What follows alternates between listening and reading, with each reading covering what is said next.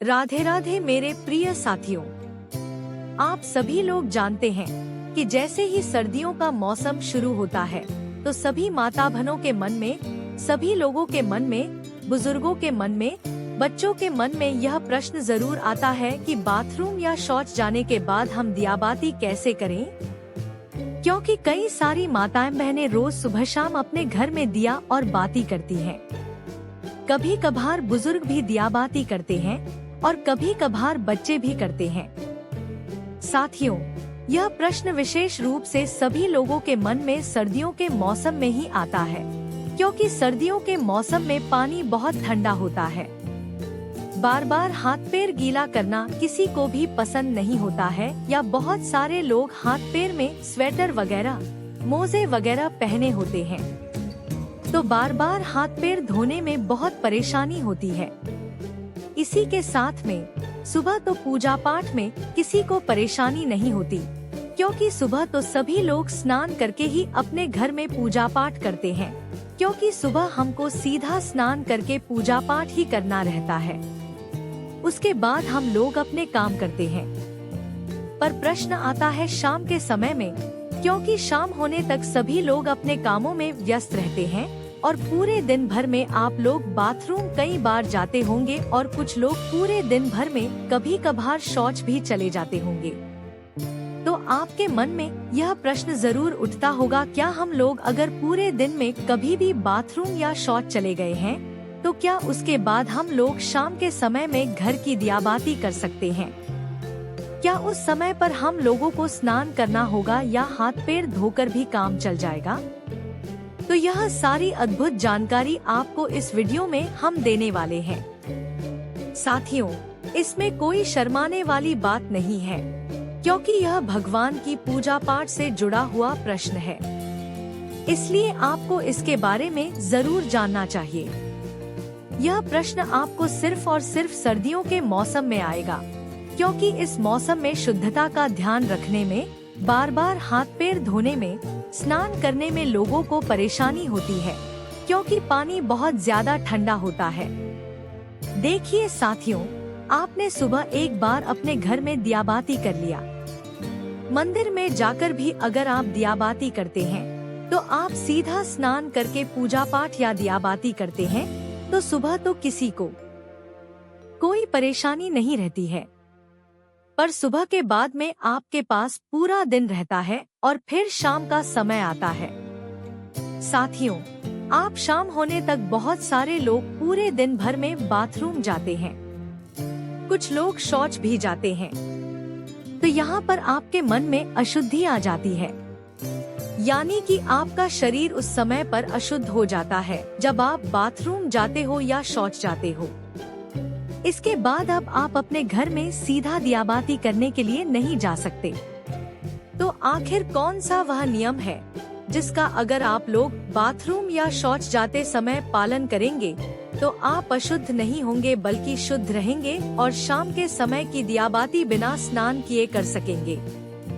साथियों, सबसे पहले यह जो नियम है, विशेष रूप से माताएं बहनें इसका पालन करें, क्योंकि ज्यादातर घर की माताएं बहनें ही शाम के समय की दियाबाती करती हैं। साथियों, सर्दियों के समय में आप पूरे दिन भर में जब भी बाथरूम जाती हैं, तो उस समय के लिए सबसे पहले आप नियम सुन लीजिए।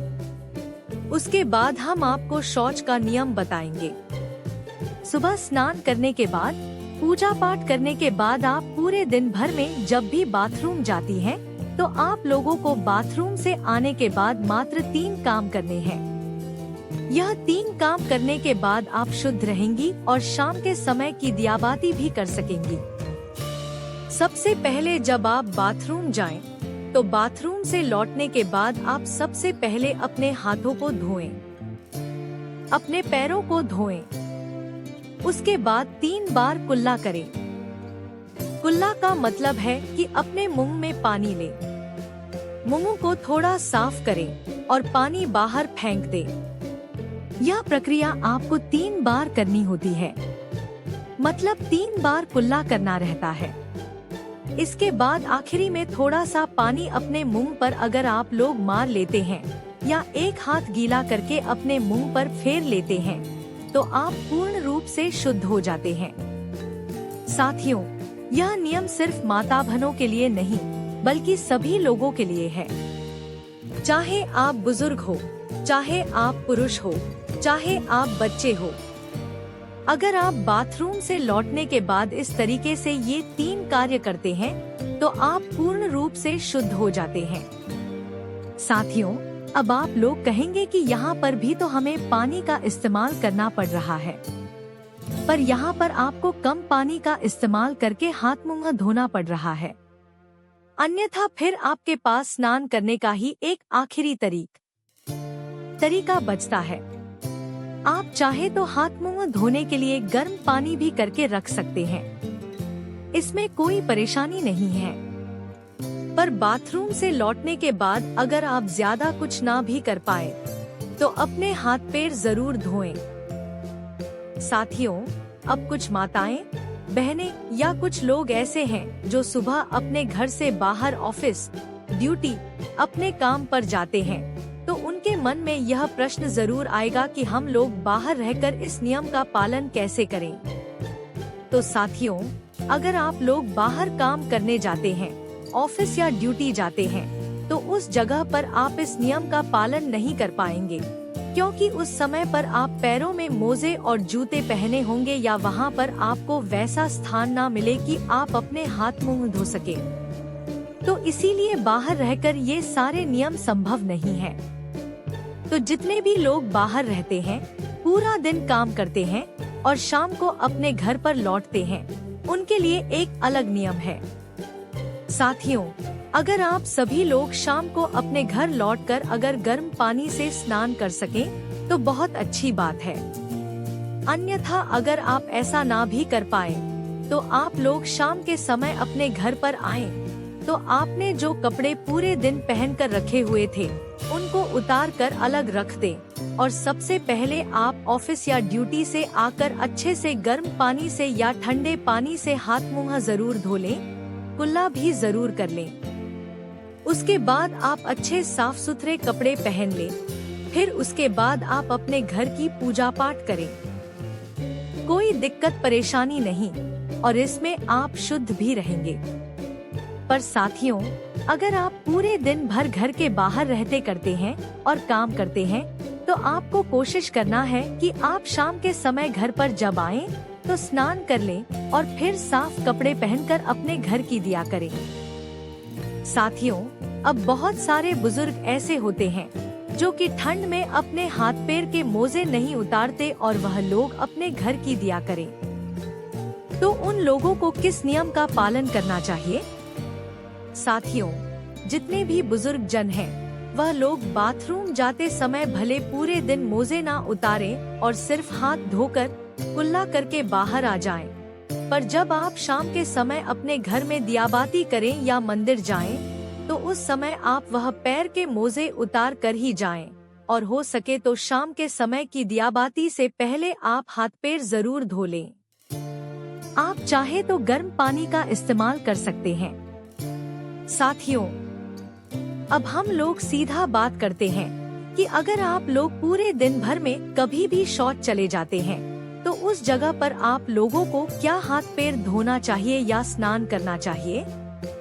क्या आप लोग उस समय शुद्ध रहते हैं या अशुद्ध? साथियों, अब अगर आप लोग पूरे दिन भर में कभी भी अगर शौच चले जाते हैं, तो आप पूर्ण रूप से अशुद्ध हो जाते हैं और शौच के समय आपने जो भी कपड़े पहने रखे होते हैं, आपके साथ वह कपड़े भी अशुद्ध हो जाते हैं। इसलिए शौच जाते समय सीधा सा नियम यही है कि जो भी लोग पूरे दिन भर में कभी भी शौच गए हैं, उनको शौच से आने के बाद सीधा स्नान करना चाहिए। अगर वह शौच से आने के बाद स्नान नहीं करते, तो उनको शाम के समय की दियाबत्ती नहीं करना चाहिए या मंदिर नहीं जाना चाहिए, क्योंकि आप अगर शौच से आने के बाद स्नान नहीं करते, तो आप अशुद्ध रहते हैं। अगर आप शौच से आने के बाद सिर्फ हाथ मुंह धोते हैं, तो भी आप शुद्ध नहीं होते और शौच जाने के बाद भी आप लोग उस दिन अपने घर की दियाबाती करते हैं, तो इससे भगवान आपसे नाराज होते हैं या मंदिर भी जाते हैं, तो ऐसा भी आपको नहीं करना चाहिए। साथियों, यह नियम सभी लोगों के लिए है। इसीलिए पूरे दिन में जब भी आप शौच जाएं, तो आपको उसके बाद स्नान ही करना चाहिए, तभी आप शुद्ध होते हैं। या अगर आप इतना ना कर पाए सर्दी होने के कारण, तो उस दिन आप अपने घर की दिया ना करें या मंदिर ना जाएं। उस दिन आप किसी और से अपने घर की दिया करा लें। साथियों, यहाँ पर प्रश्न यह आता है कि सर्दियों के समय ज्यादातर लोग मोटे मोटे कपड़े या स्वेटर वगैरह पहने रहते हैं। तो अगर वह शौच जाते हैं, तो इतनी सारी चीजों को धोना संभव नहीं है, तो वह क्या करें? तो साथियों, उस समय पर आप जब शौच जा रहे हो, तो उतने ही कपड़े पहनकर जाएं जितने को आप बाद में धो सके। बाकी के कपड़े उतार कर बाहर रख जाएं और शौच से लौटकर आप खुद स्नान करें। उन कपड़ों को भी धोएं जिन्हें आप पहन कर गए थे। फिर स्नान करके आप वह मोटे कपड़े या सर्दी वाले कपड़े पहन सकते हैं जो आपने पहले ही उतार कर बाहर रख दिए थे। साथियों, इस तरीके से आप लोग सर्दियों के समय बाथरूम या शौच जाते समय शाम के समय की दियाबाती कर सकते हैं। साथियों, वैसे हमने आपको अपनी तरफ से जो भी प्रश्न थे बाथरूम या शौच जाते समय और दियाबाती से जुड़े हुए, वह हमने आपको बता दिए हैं। राधे राधे मेरे प्रिय साथियों।